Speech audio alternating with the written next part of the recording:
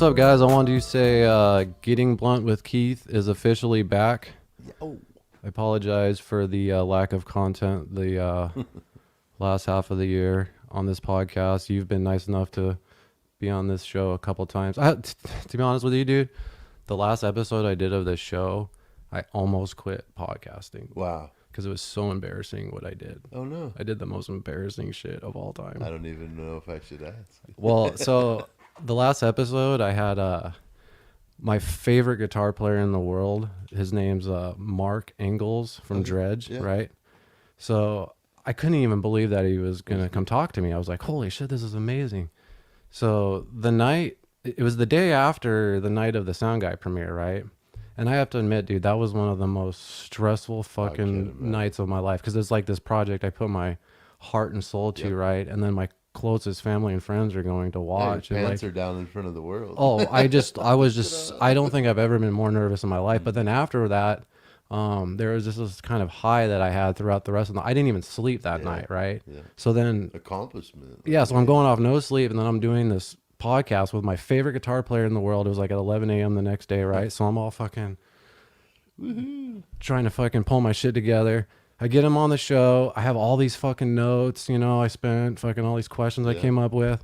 Then we get started and I'm like, and I want to introduce my favorite guitar player in the world, Mike Engels from Dredge. And he goes, my name is Mark. And I go, oh fuck. And you could see in the video my soul leaving my body. And I'm like, oh my God. I'm like, I'm so sorry, dude. I kind of tell him about the song. I'm like, last night it was this and that, and fucking blah blah blah. He's like, yeah, no big deal. Let's just do it again. Let's run it back. So I run it back, and I'm like, I want to introduce my favorite guitar player in the world, Mike Engels from Dredge. And he goes, dude, it's Mark. I fucked it up twice, and so there was no soul to leave my body at this point. This time I'm just absolutely destroyed, and so I'm just over apologizing at this point. Oh my God, I'm so sorry. Like, it's cool. He was actually super nice about it. And then the interview is supposed to go for like an hour or so. Is like 31 minutes, 32 minutes, because I was just like just drained at that point. I was just so fucking embarrassed. So luckily he said, he's like, oh, we'll be in Arizona next year on tour. He's like, just come have a beer with me. So I think embarrassment's part of humility. I had a situation with Mike Tyson when we first got rolling with Hempful and making products and doing all our stuff. We got a call from Tyson's ranch. It was on April Fool's Day, so obviously you can only imagine what was going through my head when I get this call. Then my manager comes in and says, hey, they're going to send over an email. They want to talk to you about your pet treats. So I'm like, Tyson's ranch wants to talk about pet treats. So I get this email and it says, yeah, we've found Paw Putty. We like your pet line. And Mike Tyson would like to talk to you about a partnership. I have some really mean friends. And on April Fool's Day, I just could not see Mike Tyson reaching out to me for some pet treats. Well, as I'm telling the staff what's going on, they're really talking me into this. Like, hey, man, that could be real. I mean, Tyson's ranch is real. Those numbers are real. That partner's name looks real. So my dumbass gets so excited, I go make a post about it.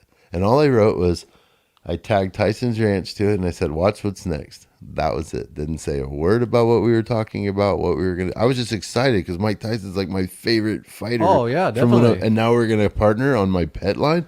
What? So I'm so stoked. I post that. About 5 minutes later, I got a call, and it was from Tyson's Ranch PR group telling me to take the post down that CNN called them about this collab that had not been announced yet, and I completely bombed the collab. I lost the whole deal because I couldn't keep my mouth shut and move in silence. So understanding humility and embarrassment, I totally get it. I blew my wad in that one 5-second post. Like, he couldn't have done it the day before, the day after. Yeah. He has to kind of understand. I had no clue. I just saw April Fools, and really we were joking with the whole team. Like, yeah, right, Mike Tyson wants our dog treats on Fool's Day. Sure. But, we kind of bought into it, thought it was happening, and then I jumped in both feet and totally blew it. So it happens. I guess part of our journey is many moments like that. Part of what we do and what we are is realizing that, we're human. We make mistakes. There's shit that we do that we can't change. but we can come back from it. That's the best part. I mean, that's why we're doing this episode. It's that resolve, right? I just needed 6 months off from being embarrassed. Break time, man. The break time. Just got to regroup. Sorry, Mark. Well, what I'm going to do is I'm going to go to his show, and then when I see him, hold up a sign that says, "We "What's love up, you, Mike." Yeah, that's even better. I was just going to go up to him I'm and be your like, "What's up?" groupie, Mike. He'd probably get a pretty good kick out he of was that. he was too cool about it, and I was just being a fucking. But don't you bitch. think like we beat ourselves up a little harder than probably definitely. the other people do too? And I beat myself up so bad that now I'm just angry at myself for not, because now it's 6 months of content that I could have. We could have been 30 more episodes deep now. You know what I mean? So I really appreciate you coming back on to get this show going again and stuff. So well, I appreciate it. We've got a lot going on, and the easier I can get the messages out with everything that's happening, the better. And I appreciate the platform to do it. You guys have always been open to us and welcoming and supporting what we've got happening. And this is probably the most important thing we've faced. So we appreciate you. Yeah, definitely, dude. This is definitely the earliest podcast I think I've ever done. Just by the way, it's about 7 a.m. on a Sunday. Father's But you know Day. what, dude? I love this. Yeah. Because we could just I'm knock up it out, anyway. then we have the whole day. Yeah. Get our wake and bake. Yeah. And my kids won't even be awake by the time I get home. So it'll be like Santa, like Santa came in and left and they knew nothing. I'll just walk in and they'll be like, Dad's home. But you're supposed to get the presents. You're not supposed to give them presents. So. Yeah, it's Father's Day, right? It's even when anyone even celebrate that holiday. Like, you don't go out to dinner for Father's Day like you do on Mother's Day, do you? Like, I know Mother's Day in the restaurant business was like our most dreaded day. That's the day we know we're going to do 5,000 covers. We're never going to sit down. And then we plan for Father's Day and like 6 people come in. Really? So, yeah, Fathers get screwed, huh? We do. Absolutely. That's why I'm doing a podcast at 7 a.m. I know there's nothing really planned. So well, I felt bad about that. I even messaged you. I was like, I know it's Father's Day, dude. If you have family shit, it's completely fine. I understand. But this is family shit though to me. Oh, you guys care about us. We care about you. We've got a lot happening, and what better way to spend the day, or at least an hour of it, getting the story out there. Fuck yeah, I'm gonna get my wake and bake out of the way, dude. What do you got there? What's training? I brought some Gelato 33 rosin. Oh shit, that's actually pretty bomb. Damn. And then I brought some. Let's see, what did we bring? I gotta smell it today. I just grabbed a jar out of my. Oh, this was a gift. This was given to us by a friend of mine, and he grew it. Oh damn. This was some grape ape. Oh shit. It's actually pretty. I love pretty fire. All the the grape OG grape stuff, and they're yielders, man. These plants get big. Holy shit. Yeah, it's some homegrown. I like it a lot. Damn, dude. Are you smoke that too? Are you pretty strain specific? Like, do you stick to certain strains? Or are you I pretty do. Open? I'm an old guy, man. Like with conditions like Crohn's and stomach problems all the time. I have my go-tos that I know are gonna pull me out. Skywalker OG is that's my shit. When I want to get couch lock and not move and just not feel anything, that's the one I like. But anything OG, I love my OGs. I love that hit in the chest. I'm not much of a sativa guy just because I don't know, I'm already high strung.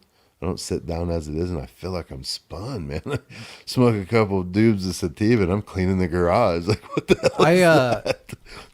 Well, McClay used to make old stickers because one of our old buddies used to say sativas for pussies because he's like, I want to get ripped. Yeah. He's like, because indica does kind of just get you that kind of couch lock, and like when I smoke, I want to fucking become the couch. You know what I mean? So, and then I noticed sativas just don't seem to, like, as far as the percentage of the THC don't seem to hit as hard as the indicas. Like, I noticed like indicas, sometimes 24, sometimes up to almost 30%, and then the sativas seem to, correct me if I'm wrong on this. No, you're right. I just realized now that I quit even gauging weed with just my THC percent now, because I found out about terpenes and what each terpene's medicinal value is for specific ailments. And with Crohn's, for me, sativas are kind of rough just with Crohn's, but there's certain terpenes in some of those sativas that are actually helpful. So I'll try to find a hybrid that has the terpenes of the sativas, but will also promote the couch lock of the indicas. How do you find the information of the terpenes to know that? That's the tricky part. A good company will put all that information on their labels and have it on their labs. That's technically, I believe, how it's supposed to be done. When you buy cannabis in a shop, you shouldn't be only buying it on THC percent. I mean, it's cool and it's nifty, but it's not always accurate for helping certain things. The terpenes are really what's going to help you. And read about them, learn about them, because that's the medicine. That's, they don't trade bud titters at $15 an hour to teach you that, because it's Fuck about no. flipping. But as you get older or you get sicker, you realize what's going on. You find those things that are going to help. And when I learned about terpenes, I'm like, man, I add terpenes to my foods now. Like, we do dinner with the chef. I do coursed meals that are all infused at Hempful the last Saturday of every month. And we're not only adding rosin and FICO and distillates, but we're adding the terps. We're really jazzing it up. So not only do you feel it, but you taste it. You can taste those different terpene profiles and flavonoids in the courses. So it's a journey like everything, but it's I don't know, I think it's way more conducive for what you need when you put it in your body versus just, it's a 30%er. That just fucking opened the door for me. I feel like I need to find the right terpenes to, I'll send you get the most benefit out of it, I guess. Yeah, I've got a graph that'll send you all the terps and what they are, what they do, what they're found in. Shit. Because think about it, when you eat an orange and it tastes like an orange, it tastes like an orange because of the terpene profile in it. It's not just the citrus or the acids, it's also the terpenes that make it do that. So terpenes are something that we've been extracting from plants for a long time. Rose oils and essential oils all have terpenes in them. It just wasn't talked about, because think, when you go from a $40 potency lab test to an $800 lab test that shows terpene value, metals, it's a lot more expensive, and some people don't want to pay for that, so they try to skirt it. But, good companies will put all that information on the product. Well, I have two dumb questions. The first one is, how many terpenes say are in a strain, like different terpenes? There's over, I think they've found over 100 different terps out there Holy now, shit. but there's main terps, there's majors and minors. So when you read about them, you'll see the differences on them and what they do. It's really just about educating and understanding what they are, and first learning how to pronounce the damn things, because some of them are so scientifically named. But yeah, learning about them, pinene and limonene and myrcene, and when you read and you see what they do, that's how you can really figure out how to help yourself and what's going on in the specific ailments. Like with Crohn's, there's certain cannabises I don't want to smoke because it irritates and agitates. It actually causes to be inflamed. I feel like sativas really get my guts going, where I'm kind of sitting there like, man, what is that? But I can take some of the terps that I found in that specific sativa that crossed over into an indica that really helped me. So, when did you first find out that, or when did you get diagnosed with Crohn's, and what was like the lead up to that? Like, what were you dealing with? Well, I lived in foster homes as a kid. My mom was pretty abusive. If you saw the doco Haters Make Me Famous, it explained a little bit about it. I went more in detail in my book. But my mom was pretty physically abusive after a long stint with alcohol and drugs. And I lived in boys' homes. So 9, 10 years old, I was in foster homes. And I started having stomach problems in there, which they always told me it was ulcers. They would do the upper GIs and all these tests and tell me it was ulcers and treat me as that. The Tagamet and all the pill. Just pharmaceutical shit? Yeah. But as a kid, you can't really... I didn't feel like I could tell them no. Well, also back then you looked at the doctor as having the answers. Yeah, so weed was recreational and not medicinal, and the doctors were medicinal. That's how, we were all raised. So as I'm getting older, it's getting worse. It's just, I'm 15 years old bleeding out after a wrestling tournament. Oh, Jesus. And that's just not supposed to happen. That's not how that's supposed to go down. So then it took all the way up until 2007. I was on the gurney getting my gallbladder removed because they thought that was the next course of action. Then the surgeon comes in as I'm laying there waiting to get put to sleep, and he says, look, your gallbladder's good. Your IgA and your IgG blood work show you have Crohn's. So they didn't end up removing the gallbladder? Tapped me on the leg and said, get dressed, you're going home today. So I never had my gallbladder removed, got told I had Crohn's, and from that point they wanted surgery. And I just researched, like, everyone I know that's had the Crohn surgery is having a rough time. Not that it hasn't healed. I shouldn't say everyone. Andrea, a good friend of ours, she had amazing surgery and she's doing great right now. So I shouldn't say everyone, but What exactly is the surgery? They just remove the piece that's yes, like triggering everything? yeah, they'll go in there and they'll take out the part that's affected. That's what they do for diverticulitis too. And mine is so down in an area where you can't get to it, it's problematic. It's not something that they feel comfortable just going in and taking, but they wouldn't mind going in to look. And I just don't want either. I feel like I'm not on my deathbed, or I'm not, it's not like mandatory. You get this fixed or you're not going to make it. I would rather not get cut on. I agree with that. I've been fighting it ever because you since. can't go back. No, not at all. Not at all. It's just now, it's getting a lot harder to say no. Last night or the night before, it was 6 hours in the restroom from midnight till almost 7 in the morning. And it's just like pain? Cramping, like you've got food poisoning, but then I'm bleeding. I'm having some bad blood loss. So Monday I've got an appointment set with my GI doctor to go probably scope it and find out what's going on. With Crohn's, you have things like fissures and cuts on the insides of your intestines. And that's probably what's going on, that they'll want to go in and deal with that.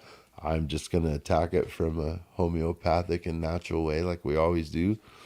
Belly button bioavailability through the belly button, suppositories, RSO capsules, and tinctures. Like, I'll do whatever I can to not get. You just in like there. put CBD in your belly button? Or? Yeah. Well, if you think about it, as a baby, where'd you eat? You know, that was our umbilical cord that fed us. So, what quicker way, especially with lower GI issues, to get that to you versus eating it? So when we, coach people or tell them what to do when they come in our store. I've definitely thought about the belly button. Yeah. That's just for fun though. No, the belly button though, it's actually a great way for bioavailability and uptake. You see the look on people's faces when you say it, because they're like, why didn't I think of that? No, I should have known that. I know. I will, when I edit this, I'll probably see that on my own face. Yeah, no, it's exactly how it was. Like, wait a minute, that's right. You can do that. It's very, very helpful too. I just had a question in regards to the Crohn shit. So you don't take any pharmaceuticals for it or anything, right? No, they've pushed a lot on me too. Everything from Humira to Remicade to over the counter, and I just won't do it. Yeah. The doctors get really upset because I tell them no.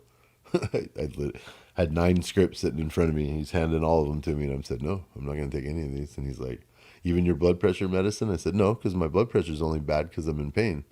Like, watch, I'll come back in a week and be fine. My blood pressure will be normal.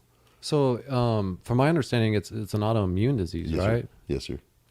Yeah, it's horrible. It feels like food poisoning meets the flu, and it comes out of nowhere. We'll have a conversation like this, and then I turn translucent and start sweating and look like I can't breathe. Like, I literally feel like I'm gonna vomit everywhere out of nowhere and cramping. Like, does that cause anxiety when you're going out and having to do public shit? Because it's horrible. Yeah. Like, I went camping for the first time in a tent 2 weeks ago for my wife's birthday. First time in 15 years. Because I don't plan a trip without a bathroom involved. I mean, I can't. Like, that was the first time I felt safe enough. And we still went to a campground that had bathrooms just for that, you never know moment. Yeah. But yeah, it's huge anxiety, especially like when you're out with your friends. You plan a great night to be with everyone, and a flare-up comes, and it's so embarrassing because you got to go to the bathroom to get sick. I'll never forget my birthday, like a couple years ago.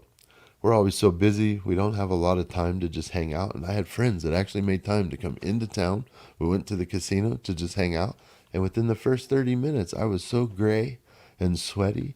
I went into the bathroom to go to the bathroom. I'll never forget. I had my brand new Kansas City Royals World Series baseball hat on that I got while I was in prison when they won it. And I had to use it as a trash can in the bathroom because I was so sick.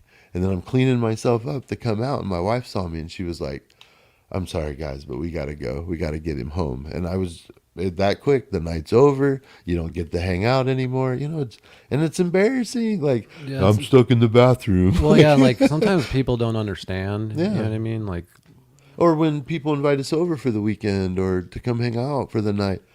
I'm not trying to blow up your bathroom, dog. Like, I love you. I want to hang out with you. but I really need my own space just for us both, you know, Yeah. just for my psyche and your house. I don't know.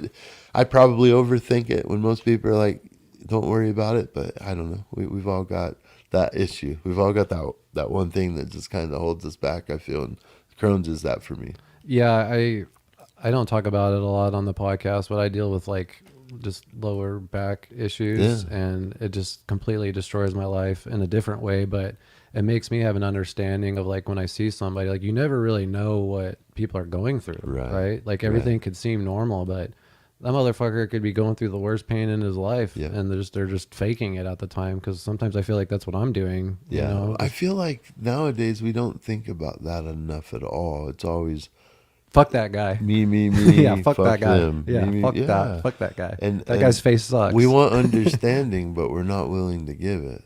Yeah. And you know, when did that change? When did that whole fucking probably the internet and social media? I feel like a lot of shit gets blamed on that, doesn't it? Don't you feel that it's a result? Well, I feel like our generation is able to shed or talk about that because we're the last we grew up with it or without it, and then with Correct. it, like we saw the birth of it. You know what I mean? So it's like the rise and literally fall. two different worlds. Yeah. I mean, when I was a kid, everyone in the neighborhood was just on their bikes, just doing wild, crazy shit. When The drug dealers had a pager. Oh yeah. And special codes, remember? 911. 90210 or 187. yeah. Call me now. Boobless. That's so. You turned upside down. I think we just dated ourselves. We're really old. Yeah, that's funny. I said beeper the other day, and both my kids looked at me like, beeper?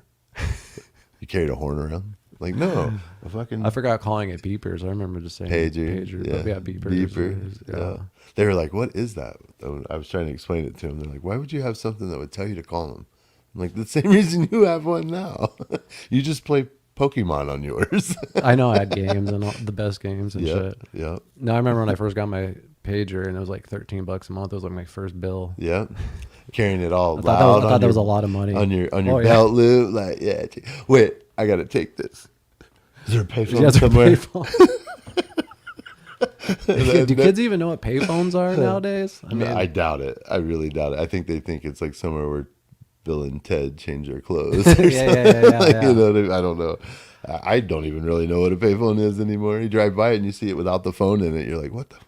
I saw a funny thing where they were asking people like from our generation, like how you like would with your hand answering a call. We go like this, but the new generation goes like this or like this. That's funny. You know? That's funny. So we bought one of those for my kitchen. We bought one of those rotary, the old like wooden handheld rotary phones. And I brought it home from an antique mall and I put it in our kitchen. And we came in and the kids walked in. They're like, what the hell is this? I'm like, that's the new phone. We're taking all the cell phones. This is the only one you got. It's got one of those long cords on it. They're literally holding it up like, how do I use this thing? They didn't even know how to touch it. It was so fun. that's funny, dude. We get old fast, don't we? Yeah. And the next step up from that was the cordless. Remember the box, the vanilla ice, or the one in the bag that you plugged into your lighter. I think I had one of those. Oh damn. The car phone. Damn. Yeah. Damn. That's fucking crazy, dude. Probably stole it or something. Who knows? But what else has been going on, man? I mean, I know lots going on. So my wife got diagnosed with stage 2 invasive carcinoma of the breast May 5th, and it's been pretty much a whirlwind ever since. The matriarch of our business and our family struggling. She's just scared. You know, both her grandmas on both sides had breast cancer, and her dad died of brain cancer about 8 or 9 years ago. So her only experience with this stuff is pretty heavy on her end. The weird part is we've spent, 15 years helping people with this and how to fight and what to do. And then when it happens to us, it's like you go into panic mode. It's weird. I've watched my wife be so calm and help so many people. And then when she got the diagnosis, it was almost like, what do I do? And I had to really grab her and just remember, we know what we're doing. Yeah. It's scary because it hit home now. The hardest part of the whole thing really has just been insurance. That shit pisses me off, fucking dude. Insurance. This fucking medical system is so ass backwards. How do you deny someone an MRI? Someone who has a diagnosis. I don't give a fuck what the code is. I don't give a fuck what the rules are. You don't have time. You know, they make it sound like it's a dental appointment, like she's waiting to get a tooth pulled. You just told her she has stage 2 invasive. I don't care what stage. Invasive to me tells me not happy. It's Yeah, let's pissed off. fucking go. And now you're in there biopsying it, pissing it off more, making her wait 6 weeks to get scanned to see if they did anything, or if it spread, or if it's growing. And as soon as we got the MRI last Friday, it was like, oh, surgery. She needs surgery right away. Well, you could have told us that 6 weeks ago if you would have looked. You know, it's just those, I don't know. I get it. Medicine's a practice, and, you know, they're always practicing, but the insurance side needs to be cut out. You know, I have friends, grown adult friends, whose their kids are all grown. They've left our country. They've moved out for better health care. Yeah. I've got people in UK, over in Puerto Rico. Like, I mean, people go down to Mexico for dental and all kinds of shit. Absolutely. And that's sad, because how much money is spent on insurance in this fucking country, man? It's embarrassing. I bet you other countries on that aspect look at us and just giggle like they can't get right. Yeah, it's the whole system. Like they poison everything, and then they just don't give us the medical that we want. It all made sense to me, man. I feel like being a scam from the gate. I learned so much when Andi's parents passed.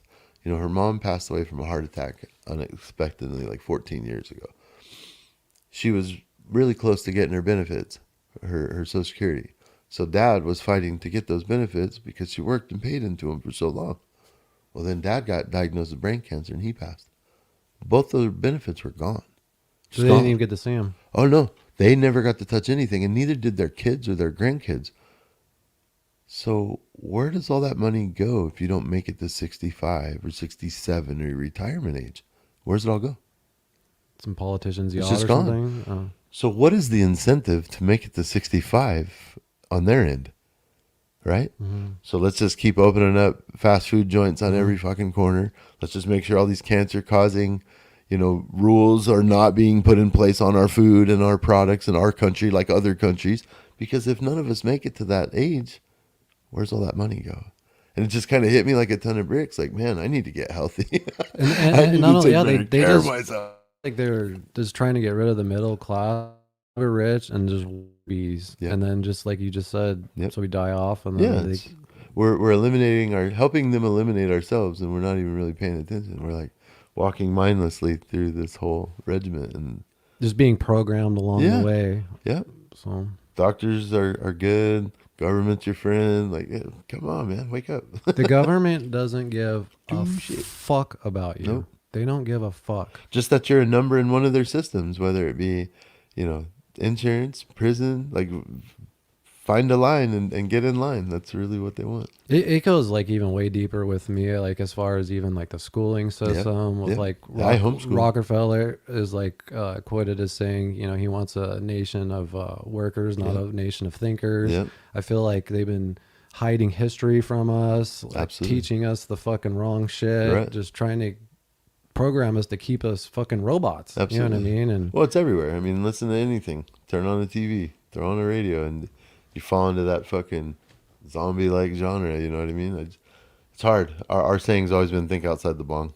Just get outside that fucking realm that you're stuck in and think outside the bong a little bit and realize. You should fucking make shirts of that, dude. We trademarked it. Oh, you did? Yeah, that'd be a good little fucking. It's got a little like profile of a face that is just a squiggly line that goes down into a light bulb.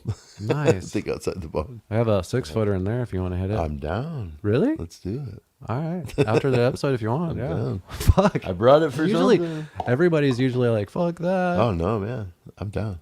Fuck. Let's do this. Yeah. Are you a bong guy? guy? Sunday. I am a bong guy. Nice. Yeah.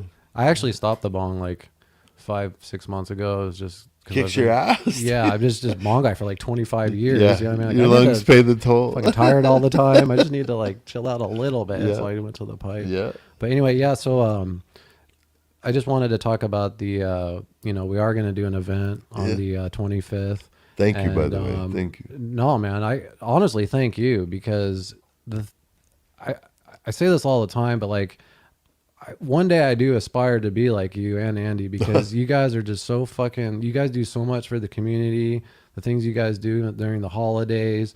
like you said, you know, other people that were dealing with cancer, you going around and, you know, helping people. You helped one of my good friends, Soggy, who, which is rest in another peace. crazy story, was like, he was like one of the healthiest motherfuckers I ever knew in my life. You know what I mean? And he helped people with cancer and shit too. I never met him. I met him after he was sick and couldn't talk. I met him. We had mutual friends that knew him that linked us together. So I didn't even know you yet. Yeah. This is when I was before. helping him. Yeah. I found out after the fact that everyone was friends. Great guy. I never even held a conversation with him because he was sick. He had his voice problem or throat problem. So it was literally like Texting and waving. That's our whole relationship. It was probably the most special relationship because it was so many words unsaid that didn't need to be. Yeah. Like, you just knew. he knew what he wanted and was trying to accomplish, and I knew what I needed to do for him. And I don't know, it was a warm feeling. It was a friendship that I can't explain because I've never had one that I've never spoke to a person before, but we had conversation, you know. So just rest in peace. What a great guy, man. Yeah, he was fucking cool, man. That's what we do. I wish we could save everyone, man, and I'm really thankful for you guys and being able to do the event for Andi. The live auction sounds like it's bringing in some products already, some donations. Yeah, that's what I want to talk about. So we're going to be giving away all kinds of fucking crazy cool prizes and shit. So if people, you know, everyone that donates to the GoFundMe will get, you know, into a raffle that we can, you know, pull people's names out and stuff. And we'll make a later post about like what these, you know, how it works and the prizes and stuff like that. But yeah, definitely come hang out on Sunday online. It'll be on Facebook. I'm also going to have it on Twitter, fucking YouTube. And there's some great stuff. Like one of our friends donated a 2 or 3 night stay at their Airbnb, and we've stayed there. That's up in Trinity County on the beach in the Redwoods. I'm telling you, we had the best time. It's beautiful property. Walk out the back door and it's a 200-foot straight drop right into the ocean. Like it is. If you want to relax, you want to get away from people, and still have a nice place to stay, Susan Bryant's place is beautiful. Thank you. Yeah, thank you. Holy shit, that's absolutely amazing. Well, I wanted to actually, after the show, talk about just a couple, you know, brainstorm some ideas, because I thought it'd be cool to have like, you know, the big grand prizes for the end, and then maybe like, you know, some smaller things we can do throughout like every hour or something like that. I've got a whole shelf of glass that was donated that we will raffle off, and there's some high-end glass blown pieces. I've got one $1,200 dinosaur.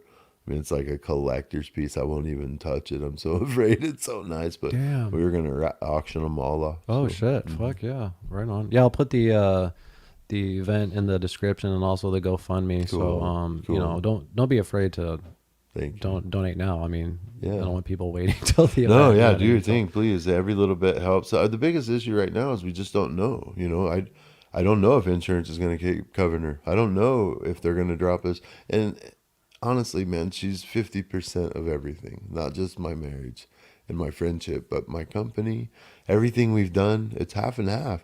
And with surgery coming up, I mean, there's lots of variables, lots of different outcomes that could happen. Either way, she's got downtime. And that means I'm down a person. Yeah. I can't replace that. Like this chick's done everything for 15 years. I can't just bring someone in and train them every SOP overnight. You know what I mean? Yeah. Like she walks back there and will knock a prep list out in a matter of 4 hours, and it'll take someone else 2 weeks. To me, that's almost irreplaceable. So that's really what I'm trying to do, is just make sure I've got enough staff. We just signed a huge candy bar deal to drop 50,000 candy bars.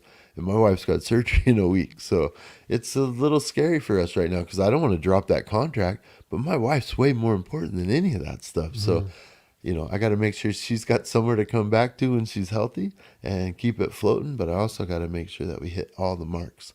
You know, we've got lots of events, a lot of catering coming up. Our dinner with the chef the last Saturday of this month.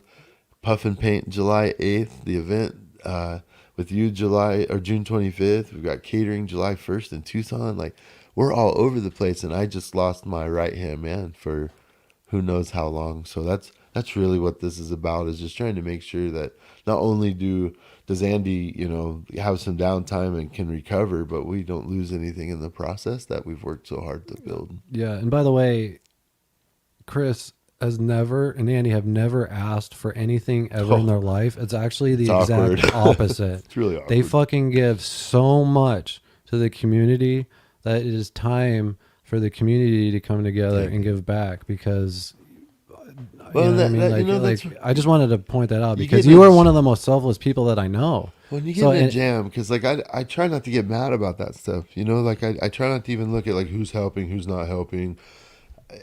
Everyone does what they can. That's how I look at it. You know, there's some days where I can't help. There's some days where I don't have it.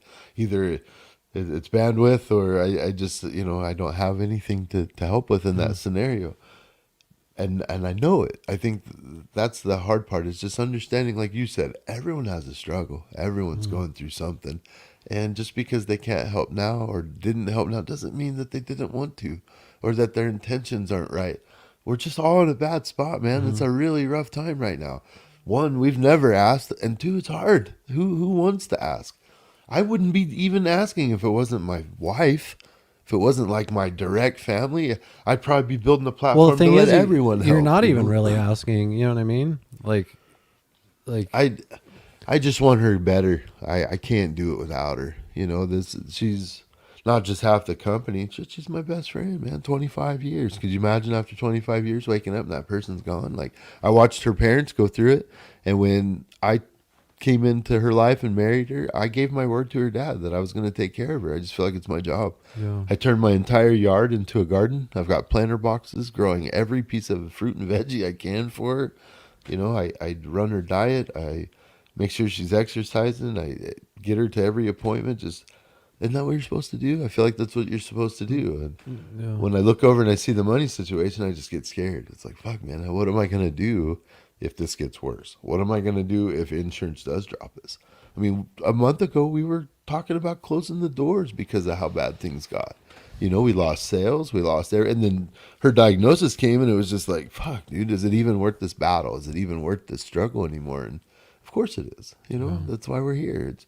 We just got to pull our pants up and realize, you know, it's another fight that I feel confident in because she's undefeated. She hasn't lost the fight yet. So I feel really confident in what the doctors are telling us. She's getting all the good news, like negative for BRCA, which 12% of women are positive for the BRCA gene, which means mandatory mastectomies. And not only for her, but that would have meant it for her daughter and the girls in the family from that point on. So that was really good news.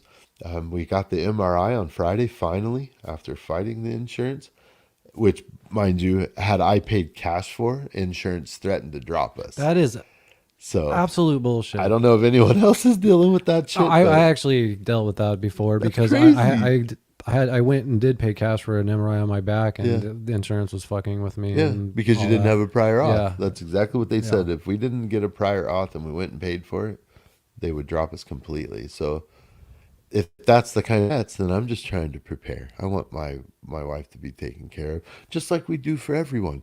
You know, anyone that comes to us with an issue, this is really what we would do for anybody. It's just awkward on this end because I've never asked for us. You know, when I was in prison, I know we did some fundraising and stuff like that, selling artwork and stuff, but I never wanted it for me. I wanted it for the guys I'm in there doing time with. Yeah. So it's different being on this side. I'm very thankful to have all the good friends and good people that just love my wife. That's really, at the end of the day, what it's about is her. So. Well, the thing is too is helping doesn't even have to be necessarily donating. Helping could be simply just sharing the post, event, yeah. just liking, commenting. Like it just helps the algorithm, gets eyes on it. So even if you can't donate, just share the description, the link in the description. I mean, that help. People don't realize how much that fucking helps. Just because I can make a post about being pissed off about somebody and get 900 responses.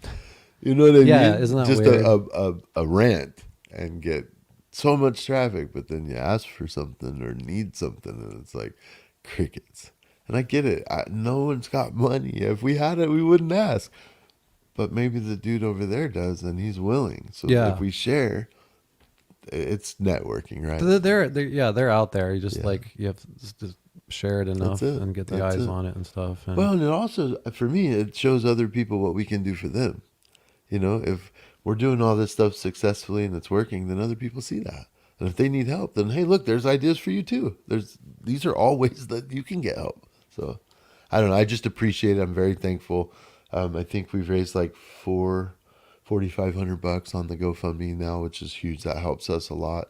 We're just very thankful that anybody's helping us at all, because Well, also another way I should note is that you can help too is if, you're an artist or you're a business or whatever, and you have something that you want to donate that we can raffle off. That helps out big time too, Just that getting more helps. prizes. So that helps a lot. We've got everybody from like pool companies donating services to a plumbing company donating parts and equipment to another guy donated a bunch of gun cases, and I mean, you got holy shit. There's a whole list of stuff that's been donated now. So I know Jordan's gonna offer like a free custom pet portrait. She does like pet paintings and stuff like that. Cool. So you can win like get your dog painted or something. Last night we gave away 2 tickets to our dinner with the chef, and we gave away 2 tickets to the puff and paint. So I actually wanted you to talk about that for a second. The dinner with the chef, if you can. Yeah, the dinner. So on the Hempful side of things, man, we are 1,000 miles an hour right now. We signed this chocolate bar deal. That's rocking and rolling,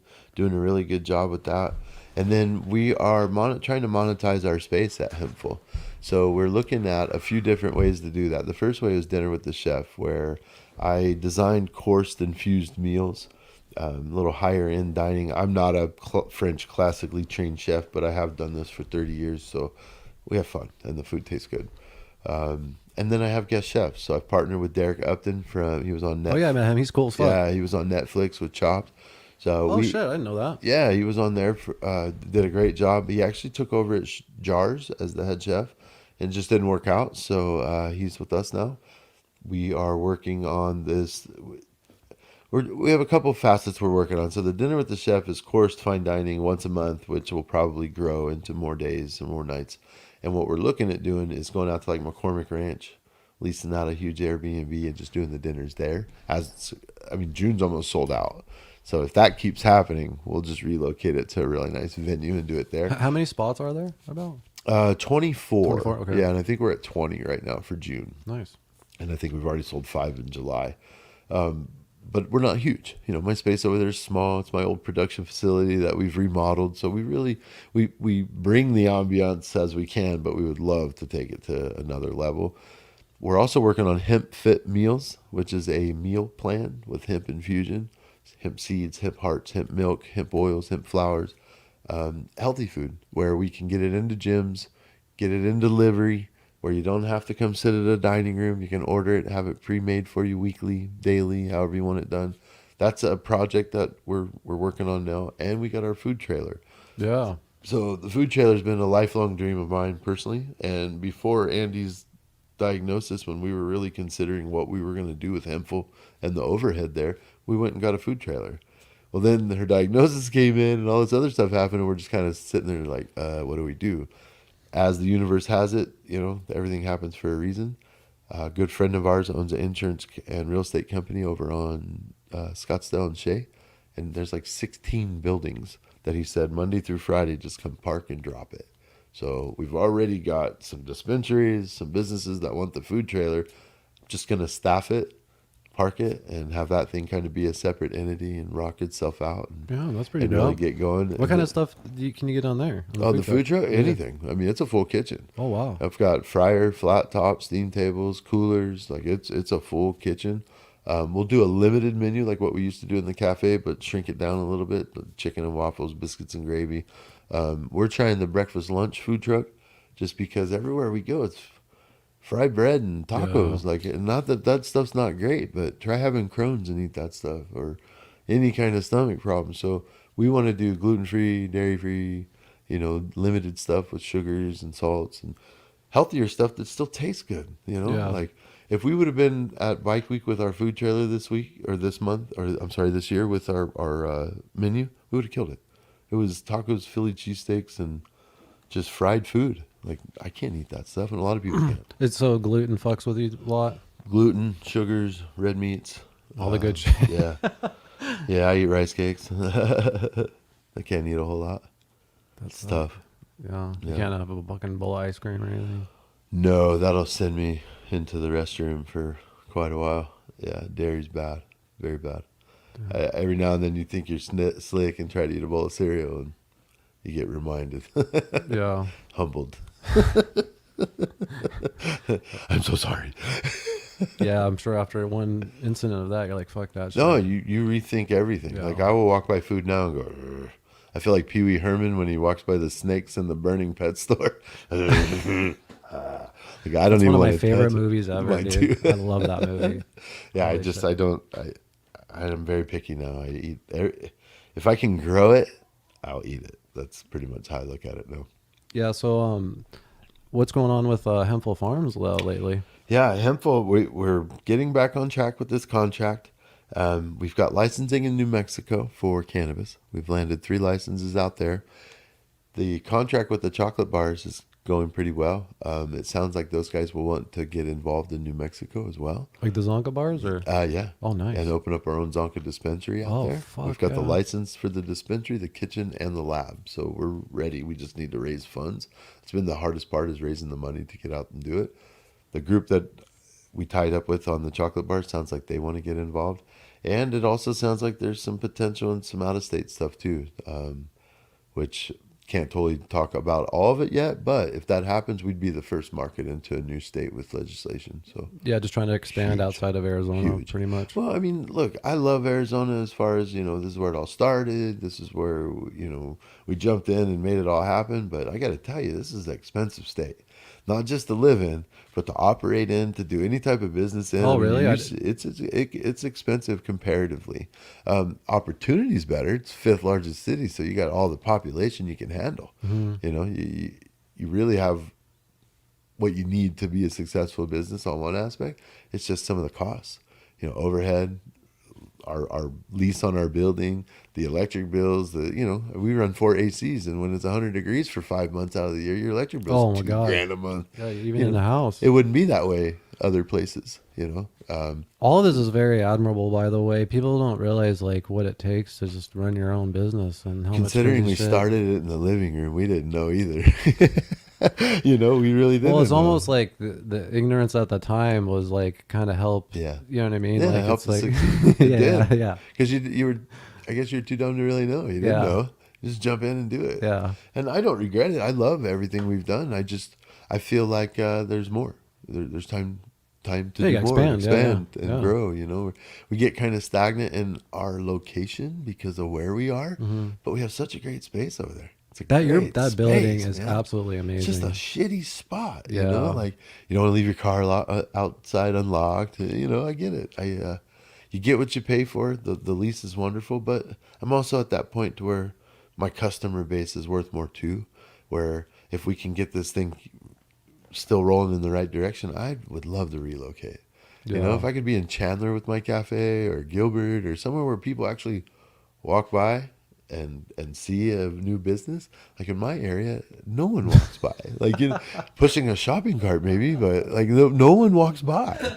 They don't just go, "Hey, there's Hempful." Yeah, somewhere where like there's more eyes on. Yeah, I see we're what you're just saying. off the beaten path. Like if you know us, you know where we are. But other than that That doesn't kind of grow like, business. It has its like charm though that way. We're Being known like as the that. diamond in the rough. When people walk Yeah. in and see it, they're just like, "What? Yeah. I had no idea." Yeah, well, the locked door gate did not give you any hints. I totally understand. When you have to ring 4 bells to get me and you got your pistol on your side, I totally understand. I keep a paintball gun at the door just because I can't carry, Yeah. but I got to protect myself. Yeah. Like it's a rough spot. It sucks, man. It's just it is. I think it's the world we're in right now too. It is. Well, luckily, I mean, I could be wrong about this, but didn't a lot of the customers go to online too, right? Yeah. Well, with COVID, Yeah, 'cause of COVID and kind of shit, yeah. trained them to do that. They're coming back out slowly, and the best part with our product, it works. So the one underlying factor we have is that it's real. It works. So when your dog is healthy and it's working, they tell somebody.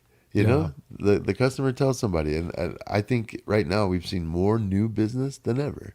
So it's promising. It's showing that we're on the uptick. We're going the right way. And considering we've used no marketing, like Facebook posting, Instagram, stuff like that, we've done no commercials. We've done not in years, Do like word of mouth. When you have a good product, it speaks for itself. It does. And then the word of mouth just spreads like wildfire. I explain it like this. Humans we're weird creatures. We see a pretty package. We're like, oh my God, it's going to work. This is great. Look how pretty. Dogs don't do that shit. Dogs honestly lick their butt. You know what I mean? Like the highlight of their day is cleaning themselves. So when they get a product and they use it, they're like, hey, and you notice, you realize like this just worked, and you tell somebody, hey neighbor, your dog had an issue. This worked with my dog. We're not like that as humans. We're like, look how beautiful. You're going to love it. Like, how do you know? Because the box is pretty. Like, it's that, that entourage thing. And when it works in your pet, that's an easy share. When people show up at our store, they'll leave their kid in the car and bring their dog in. Like, it's the funniest thing. I'm just asking them, like, did you crack the window? Did they want a bottle of water or something? Like, they put a sign that AC is on. Kids fine. Right, kids good. While they're holding their Pomeranian. Like, yeah. Okay. Well, I don't think I've ever told you this, but I know for a fact it works because Gertie has what we think is IBD, like irritable bowel disease. Yeah. Like she just, we finally found like the combination as far as food and diet, the paw putty and everything, to where it really minimizes it. Good. But she was throwing up 2-3 times a week for the first like 2 years of her life. They have gluten allergies. Yeah. They have all these intolerances just like we do too. So what ended up happening is like we got this crazy like pebbles that she's on. It's like specially formulated probiotics, all this shit. But then Jordan also, like, we found this home dog food recipe that she makes. That's like, what we do too. Like with like lean ground beef, fucking green beans, veggies, like cracked eggshells for calcium, like just all kinds of like shit. But then we mix all of that together with the pebbles. Oh, they love you. And for the first 2 years of her life, when we would feed her, she would not give two shits. She would just sit there, and then she would like kind of go up to it and pick at it. She wouldn't eat it. She would put pebbles all around. Like, we're like, what is she doing? Like, this is fucking weird.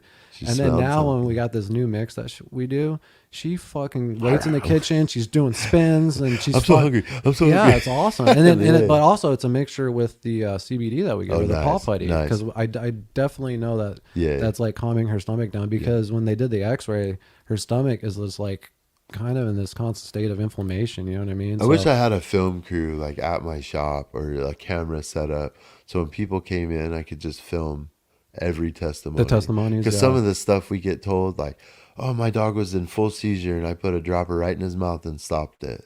Like, I'm like, film that stuff. Like, I know you're busy, but I want to set that stuff up, because every day they come in and tell maybe us one stuff. Day, we bring the cameras down, and you could get 5, some 6, footage, 10 people of like, and then we could just do like 5-10 minute interviews with a bunch of great captures. So I could just give that to you. Just that helps so many people, because literally I'm like, when they say it, I ask them, well, would you throw me a Google review saying that? Because people want to hear that stuff. And I can repeat it all day long, but then I sound like a cheap salesman. You know what I mean? Like, no, they want to hear you say that. Yeah. They really do. Back in like the early 2000s, I had a husky who had epilepsy. And he'd have seizures, dude. And it was the saddest fucking thing in the world, because there's really nothing you can do except for like try to get them to not bite their tongue off, It. And then, but giving dogs CBD back then was like taboo, fucking crazy, sounded crazy, right? Yeah. So they gave him shit called phenobarbital, which for like the first 2 weeks turned him into a complete fucking zombie. I was like, is this my dog? Like how he's going to be now? It eventually kind of wore off and balanced out, but he's still kind of a zombie. Yeah. I wish I had fucking paw putty, dude, back then. That would have just changed his entire life, dude. I had my Roddy until he was 13, and I've never had a Roddy live that long. And I swear it was because of the... How old? 13. Oh, damn. And Sarge. It was Sarge. I'm sorry about that, dude. That's another thing that fucking... I didn't want to bring that up, but that shit broke my heart. Bummer. It was... I was preparing the whole family. Like, this is going to be tough. Are you good? Are you ready? And I ended up being the bawling crybaby. Like... They came into our house to put him to sleep because I couldn't take him anywhere. I just couldn't do it. I was just like, nope, dude, I don't want to move him. And I was so broken through that whole thing. Just watching my boys, watching my wife, watching everyone so sad. It's a family member. Yeah. And then we sat there for a few days, like, no, we're not going to get another dog. We're going to hang out. We're not going to get another dog. And then watching my boys, literally where Sarge went to sleep and never woke up, they would come out and sit there. and just like sit looking at the empty space where Sarge was. And I'm like, I can't do this anymore. Like we've got to get a puppy. Yeah. And now we've got Dutch, who's a year old, and this fucking dog. I am so glad we went and got this dog. Hell yeah. You know, you don't replace them. You never No, I know. replace I your was just having dog. this conversation with Jordan. I You know don't. Yeah. But boy, is he a good sub. Yeah. Like Dutch is just his own personality, nothing like Sarge, where Sarge was this real polite and sweet, unless he didn't know you, dog. Dutch is goofy. He like when he's hungry, he bunny hops. He stands in the doorway and and he bunny hops. I'm like, do you want to go out? It's all four if he's hungry. He stands up on two if he wants to go out. Like Sarge never did that stuff, you know. So I'm glad that we made the jump. It's hard to lose a friend, no matter 4 legs or 2. So yeah, 13's a fucking good run though, dude. yeah, I attribute it to the Paw Putty. He was blind, diabetic, hip dysplasia. The last 2 years were pretty rough on him, but the hemp kept him rocking. I think CBD was the only, like, even the doctors were saying, well, should we give him this? Yet when we showed him what we gave him and what it was doing, they're like, we'll just hold off. We don't need to give that to him. So it kept him off of the pharmaceuticals, which I think attributed to the Sometimes I think those pharmaceuticals kill you faster. Absolutely. Sometimes. This is actually going on with McClay's dog because his dog is kind of on its last leg and end of life. But giving it the paw put, I honestly think has prolonged its life for like a two extra years. Wow. You know what I mean? I know it did with Dutch or with Sarge, and I've seen it with other dogs that people come in and they're like, wow, he's 17 and he's still going. I'm just like, what? Sometimes, like with my dog, I felt bad afterwards when he passed and I saw the pictures. I was like, did I keep him alive too long? Like, man, you were so skinny. I feel horrible. But he was happy. Yeah, as long as like- they're happy. That's the same thing. Yeah. That's what I was gonna say about Abby or McClay's dog. Is like you could tell like it's happy. It's not miserable. You know what I mean? It's just Like time. yeah. It's just in the lifetime. Yeah, that's the hardest part. I think that's the hardest part in our business is dealing with that because you'll see patients for 10 years And and they then you talk don't. about, Yeah, and you have to message them because like, you're good? Are you good? Yeah, but we lost our dog. Oh, well, we love you still, but sorry to hear that. You know, it sucks. You didn't think of that when you're making product and you're helping all these people. It's always this feely good stuff. Then it's like, oh wait, grandma didn't make it, or the puppy didn't make it, or the kitty died, or so you have these ups and downs. You know, I mean, it's the cycle, right? It is, but part of the business, right? I feel like a bartender. I swear, I feel like a counselor to people because you know their story, you know their walk, you know everything about them, and you go through the emotional gamut with them. You know, like Well, that's what's different about your business is like the relationship you have with the customers because when they come in to buy your products, they're also really opening up to you about some personal shit. You know what I mean? Well, and I think they feel cozy because they know we did. They see our story. Yeah. They know we opened up, and it makes them feel cozy. They come in. It's really cool because they'll walk in and like, oh, you're here. And I'm like, yeah, I own it. I work here every day. They're like, no, you're the owner. And I saw your movie or I saw something on you. And I didn't think, I thought you'd be out doing stuff. Like, no, They're all starstruck and we're shit. the real people. Like, it's me. It's me. We do it. It's nice to be looked at in that light, but it's never been what it was about. It's always just been about helping people. Well, speaking of your story really quick, I know you've been on the Bogcast and told about, your documentary and your book and stuff like that, but I don't know if you just want to mention it really quick for maybe any new listeners. Yeah, the book's called One Life. It's on Kindle, available on my website too at hempfulfarmscbd.com. The book was a memoir I wrote to my children when I was looking at 127 years for prison for pot. The book got picked up by GCM Media and DNL Publishing, got printed, and then turned into a documentary called Haters Make Me Famous. That's on Amazon Prime right now. It's really just the story of what happened to us. Got raided for pot, looked at 127 years, fought the case 3.5 years. They realized they fucked up. We beat them. We didn't go to prison for life. The rest is all history. So just being able to do the story is phenomenal, but to look back now 5 years later and see the lives that it's helped myself, it's really changed a lot of the way I do things, the way I think, because like you said, I didn't understand other people's struggle before I did it. And then the movie brought that out and everyone's struggle, we got to chat and conversate. And I realized, everyone should have a doco. Like everyone could really walk around with their own documentary telling their story. And for me, it was the same thing you went through with the whole pants down thing. Like, you know, I just told my whole story to the world. Like, I just admitted I got beat as a kid in boys' homes. I lived in group homes, and Very then I went vulnerable. to prison. Yeah, you just feel like, what is that for? Until the 70-year-old woman comes in and tells you, you know, my grandson did 22 years, and he read your book, and he's been home 2 years now and didn't get violated. You know, so that's a cool feeling. Your story touched somebody, whether it be in writing or in film. Yeah, I highly suggest checking out Chris Martin's. I'd probably read the book first, then watch the documentary, and then he was on the Bogcast talking about it, and I'll put the episode in the description. But then you've been on a million podcasts talking about it, and plus you even have your own podcast talking about it and stuff like that. So, that's some. It's nice to get it out there, you know. I mean, I'm honored we accomplished it. It's a huge feat for us to accomplish something like that, and I'm proud of it. I mean, it feels weird sharing your own doco all the time, but I feel like if it changes the life of somebody, then we did our job. It's what its purpose was, and there's still people coming home from prison for weed. We still got 40,000 people in there, dude. So.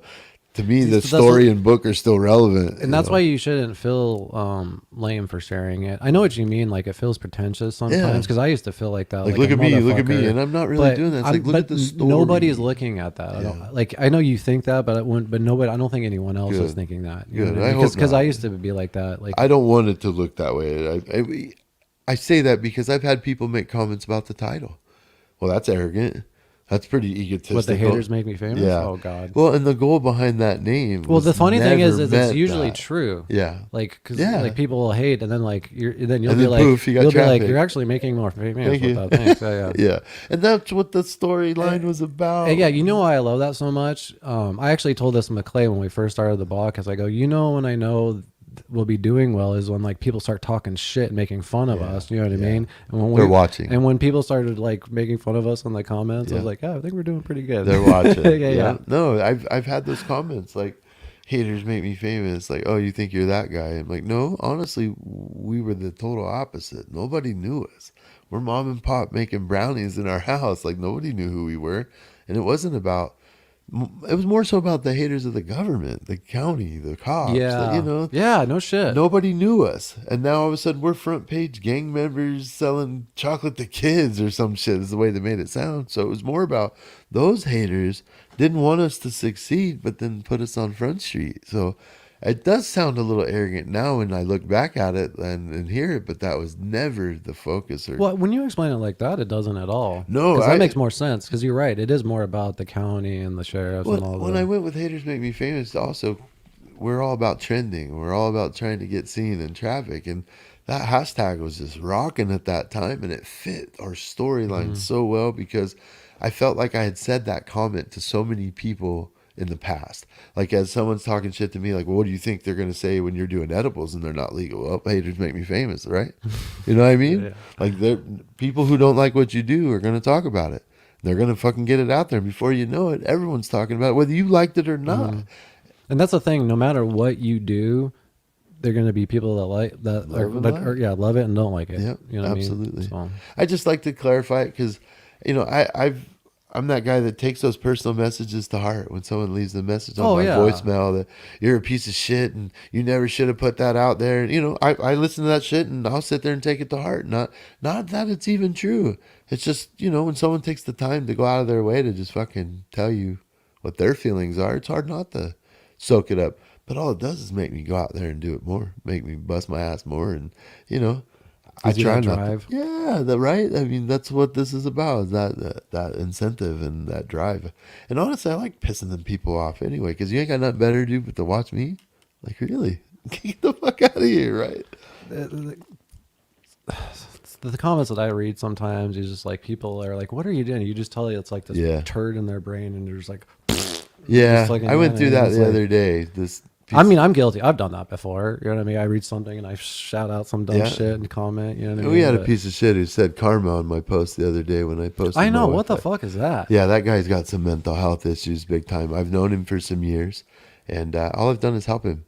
All I've Why ever would done you- is help him. Why would you put that? Like, He what asked me the to come out to fuck? his house. So I run a consulting company where I go into your house and I'll help you learn how to grow, build Yeah, a yeah. tent for you, show you everything. But it costs money. When I got to his house, he had a cane. So I felt bad. I didn't charge him anything. I sat there for hours, setting up everything, showing him how to do it. Well, then the phone calls would come. Questions. And I don't want to be a dick, but I'm also like, look, man, I'm a consultant. Like, I get paid to do this. I love helping you, and I understand you have a handicap, and I'll help you with that. Come to find out, he broke his back. It wasn't a handicap. It was an injury, which to me, it's a little bit different. Yeah. You know, like, if someone's got MS, they're not coming back from that. You know what I mean? If you broke your back, I broke my back, but I don't look at myself as handicapped because I broke my back. I look at myself as I injured myself. Yeah. To me, it's different. Yeah. So I posted about my dinner online, and the dickhead goes on there and says, well, when are you going to do something for cheap people, for real people? And I was like, if you can't afford it, I get it. I understand. It's just this dinner. Like, we'll do different ones, but don't go on and discourage people from going to my dinner because you think you can't afford it. Although the guy goes on cruises 3-4 times a year, so it's not like he can't afford it. He just budgets his money differently and chooses not to spend it that way. So when I said that to him, he comes back on the post and was like, how dare you shame me because I'm handicapped? And I'm like, wait. You brought up that you were handicapped. I didn't say shit. He's trying to create this narrative. He's milking this thing and trying to poke, and that was it. So I privately messaged him and was like, what's your fucking deal, man? Like, back off a little bit. I've been so cool with you, even on issues I shouldn't have. He would guilt me all the time. Like, well, you never invite me to anything. I'm like, bro, it's open invite. Just show up. I'd be happy if anyone just fucking showed up. It's an event page. Tag you're going and show up. So for the Super Bowl, I called him just to make a point. Would you like to come? Would you like to show up? Sure, we'd love to. That's so awesome. Thanks for inviting us. He gets there, eats everything he possibly can, lets his dog shit and piss everywhere, and then comes up to me and goes, we got to leave. My wife started her period and is bleeding everywhere, and announces it to 55 people. Oh, my God. So I'm just so embarrassed. I'm just looking at my wife and kids like, I don't even know this dude. So he leaves. You know, and it's little things like this that just keep building and building and building and building. And then he makes that comment about karma. And that was it. I'm not So dealing like, with it, dog. I'm not dealing with it. Like, you got something to say, pull up, dude. You know where I'm at because you've been crying about not being invited all this time. Show up, dude. If you're really feeling something, show up. Don't ever, ever, ever threaten my wife, make a comment about my wife through a social media platform. I mean, that was one of the most pathetic things I've ever seen in internet history, dude. Pretty weak, man. Especially like the timing and everything. It's just like, what the nicest person. Like, you can hate me. Yeah. Hate me. Yeah. I'm a hole. I will make you hate me sometimes because I'm a dick. I get it. But my wife doesn't have a mean bone in her body. Like, she loves everything and everyone. She's the sweetest thing in the world. Like, even when she's doing the fake phone call voice, she's still the sweetest thing. You know, I can't even fake it like that. She's that sweet. But to say a comment like that just shows what kind of person you are and where you're from. And I'm embarrassed I even gave him moments on this podcast talking about it. But I wanted people to understand, look, I get it. We're all going through stuff. But don't let social media write you a check that your ass ain't going to cash. I'm just going to say it. Well, the worst part is you're so goddamn helpful to everybody, and then you have moments like this. It's like, makes me want to, like, well, I don't want to help anybody because like this assholes ruin everything. Yeah. And that was my point to him. It's like one asshole out of all. You're discouraging everyone else because of your attitude, and there's no reason for it. Really, I wasn't dogging you because you're handicapped ever. I would never do that. I've done nothing but stick up for you, but to take advantage. Like, I've been out to his house. I spend hours on the phone. I answer text messages every day. Just how to grow, how to check your pH, all the shit that people pay me to do. And I did it because I'm nice. I want to help you. I want to start growing, and I have a cane. Look at him. See what I've started? I created a monster. No, I compassion, man. Like, compassion goes a long way. And I have it. I really do. But people like that milk it. And I don't know. Fuck that guy. Close the door, Sucks. Close the door. One, I swear to God, there's always one. Yeah, that's what I realized. You're right. There's always the one fucking asshole, and you just have to deal with it. And I try not to take it to heart, dude. I try, but I do. I really do. I wear my shit on my sleeve, and I'm just, you talk about my wife. I don't care what you say about me. Just don't ever that say was that fucking shit about Andi. absolutely- Andy is the sweetest thing in the world. That was so pathetic. And she'll stab you, motherfucker. Like, she's a redhead. She will cut you. I'm just making sure I got all my questions through and shit. Can you talk about what is Shroomski Magazine? Shroomski Magazine's a buddy of mine who's launching a new magazine about the benefits. Nice. And we're going to be bringing it into the Is that shop. in Arizona or?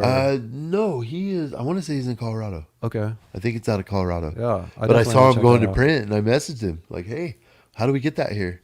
He said, "Yeah, absolutely." And we're also doing a launch on an Ayurveda line out of India, and Ayurveda is just it's a way of medicating yourself with organic product. The Ayurveda line started by Jessica Arndt.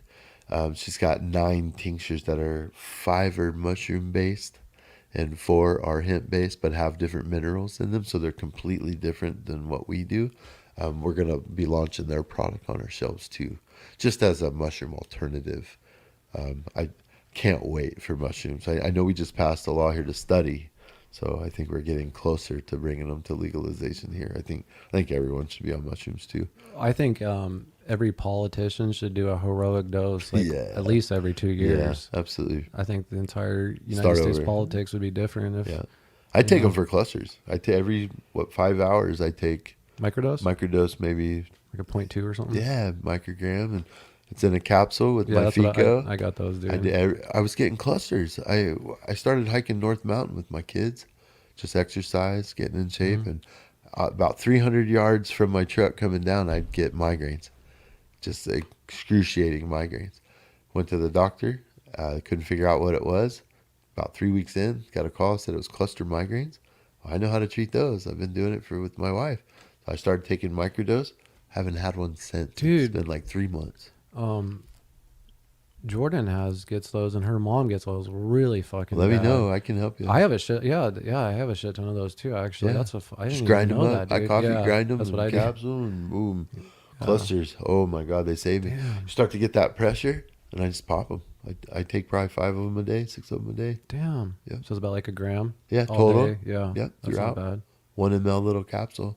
Plus, you're and I don't feel shit. I mean, it's not like I'm no, seeing colors but or- the thing is though, this is bro science. Your synapses in your brain are firing like a motherfucker, Absolutely. and certain things are triggering Resetting. creative side, resetting, and all that shit, dude. and I haven't So, had a headache. Yeah, I mean, that's at the end of the awesome. day, I'm not curled up in the fetal position begging for it to end. Like, I've never had headaches ever. I mean, I played football. I've had traumatic brain, and I still never had headaches. Yeah, I don't get headaches. I've had like one headache in my whole life. So when Jordan talks about it, like I don't even honestly really. I got to tell you, my wife had them, and I was the same. I was like, I could sympathize, but I didn't understand. Yeah.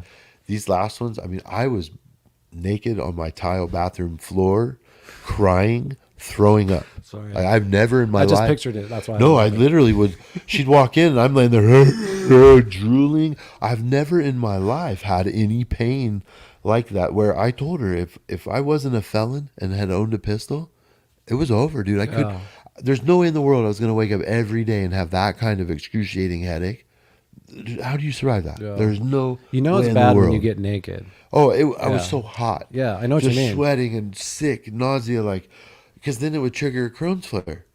I'm getting this migraine. Now all of a sudden I got to sit on the toilet and I can't get off the ground. Like, what the hell is going on? I go in the doctor, 2 antibiotics, 2 antibiotics and 2 probiotic and 4 narcotic, and literally had them lined up. I'm like, He suggested the probiotic. all of them. It was a Dude, antibiotic, a probiotic. Doctors never do that. No, it's guessing. When doctors they give out antibiotics, I've never heard of a doctor say Take you should this also too. take probiotics. Yeah. Like you should every He's a single good time. doctor. That's an He's awesome a good doctor. He just Yeah. wanted to give me all what he knew. Yeah. And when I turned around and said cybacillin, he was like, okay, don't talk about that ever again.